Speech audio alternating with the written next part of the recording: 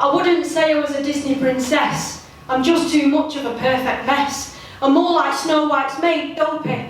A purple hat, but I won't bat my eyelids at the guys instead. I'll win the prize of their friendship. You won't find me in a gown and pearls like Cinderella and the girls. I don't care if a prince thinks I look pretty. I'd rather someone think me witty, but that kind of setup is not my style. I think I'd rather wait a while. Now, Princess Aurora, I hardly adore her. A prick on the finger, guaranteed a stinger. It'll only linger for a minute, so just get over it, Jesus! I couldn't be a mermaid, I'm not the best when I swim, although I would look for any excuse to serenade my hymn.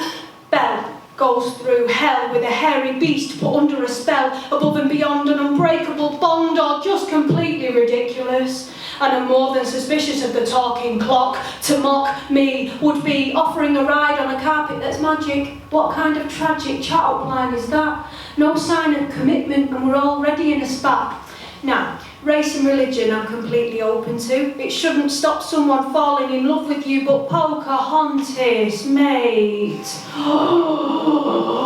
You're in a state over a guy you've known for days. I spy with my little eye a phase. To Mulan I can relate, though she has far too much on her plate, fighting for China what she believes is right, selfless acts in circumstances that might change the world. From here on in is where I begin to see my traits in the fates of the Disney girls, but there is still too much fantasy to be real. For a quirky, strong, witty and anxiety-ridden Mancunian, that doesn't appeal. Tiana has an inner fire which I really admire, but don't work until you retire. Live and breathe your own lifestyle, even if that means less money for a while. Rapunzel yearns for a life outside her tower and later realises it is she who has the power to sing in the snuggly duckling even if it's seedy, and that wanting compassion doesn't make you needy, it makes you human. Merida makes a stand by winning her own hand. She is incredibly brave, but maybe her fave is a girl. Maybe she wants to give that a whirl. The princess-to-be makes friends with Tafiti, defies expectations from her relations. Being courageous is not outrageous. She has the balls to stand tall in the face of danger. Rather than being a stranger, she becomes a hero. My future has not been foretold. Who knows whether it's a glory to behold, but I know I will live it freely and make mistakes along the way, for life isn't always breezy, so I'll take it day by day. Let my soul connect with a love that will protect my dreams that seem to ooze from my pores, because I want more from this life. I want to see sights from the heights, bask in the glow of my equals, and together we'll make sequels, because the prequel is too good to stay stuck in the mud, waiting, hoping, dreaming of what could be. That is not me. I'll make great things happen myself and leave my own story on the bookshelf. So, no. I wouldn't say I was a Disney princess because it'd be too perfect to say yes. Thank you.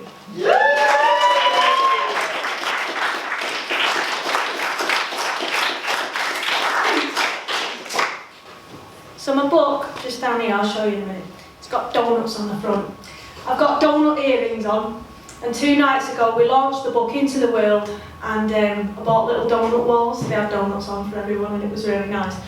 There is actually a poem called Donuts in the book, so it makes sense, but this is donuts.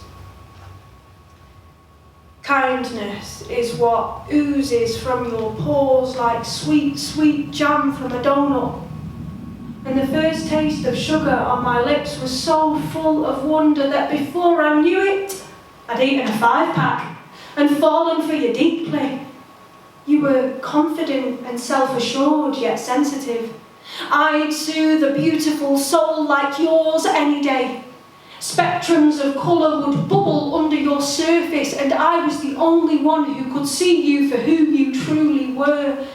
Magnificent in your entirety. Endgame, you, the two of us. I got to call you and tell you I loved you. I got to kiss you and nuzzle into your neck. I got to walk and talk with you hand in hand as we effortlessly faced life together. Whether the sun shone or not, there's not a lot of people who can say that in the way that I can, can't I? Forgive me, sweet kindness. I'm struggling to remember, to recollect my thoughts and memories. Everything is laboured harder than before. The soft touch of your lips against mine, or the safety I'd feel as our limbs intertwined. It feels like a different time. Drinking wine whilst fine dining, eyelids batting, butterflies' wings flutter in tummies full of Piccolino's pizza. But now I'm stranded on an island of not knowing where to go. I lie here wondering why, searching for answers like long forgotten footprints in the sand. You were everything I needed, encompassed into one human being, glowing beautifully like the sun on a winter's day. And I loved you in the way I always had, and even more. More time. I'm waiting by the sea, wondering if you'll follow me. Where do I begin? How do I let you in? Lost in my mind.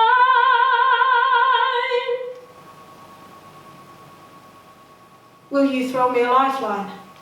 Find me again. Thank you.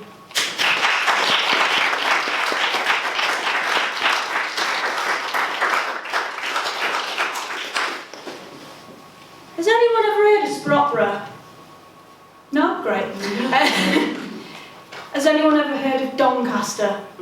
Great, excellent. Sprotborough is in Doncaster, and this is a little bit of an ode to Sprotborough. They do this thing every year called Party in the Park, and I went last year with my partner because he's from there. I said, what's it like? Is it going to be like Glastonbury? He was like, no. I was like, is it going to be like Parklife? He went, no. I was like, do I really want to go? Anyway, I did. I was really anxious because I was like, I don't know anyone from Sprotborough apart from you, so. But anyway, this came from it, and it was actually really good. On the cusp of day turning to night, the tequila sunset sits beautifully on the summer sky's face. The light blue and pastel yellow, almost hazy in their blend, embrace my gaze. I feel 19 again. Inhale cocktails and wine like I'll be fine tomorrow, but tomorrow doesn't matter because I'm pounding the ground with my size 5 Nikes as I jump and belt the iconic anthem that is Mr. Brightside. I never want this moment to end, so let's pretend to be young forever. I am suspended between the stars and tequila. Sounds from the speaker rattle my bones, and I move in wild abandon. Bodies bounce and coexist in this blissful abyss of 90s dance hits. Is this what heaven feels like? I watch the blue and yellow light fade into night. And with bright white phone torches leading the way, everybody begins to settle and leave. And all I can think to say is how complete I felt. Like I'd been dealt the best deck of cards and won the game. I leave that night renewed, with 2 cuddly toys from the Hooker Duck stand and beautiful memories to treasure. Thank you.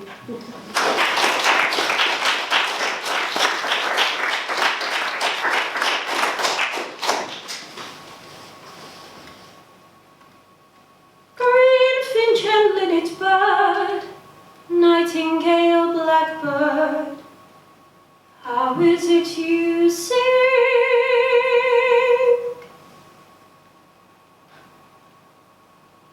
The songbird has been sitting in sorrowful slumber for a while now.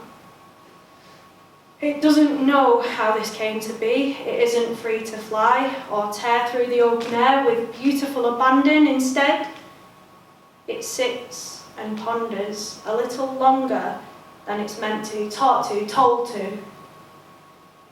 But here, between hanging lights and lanterns, and beneath the highest ceilings of all, this songbird spreads its dusty wings and sings softly to begin with, building to the greatest crescendo it can muster.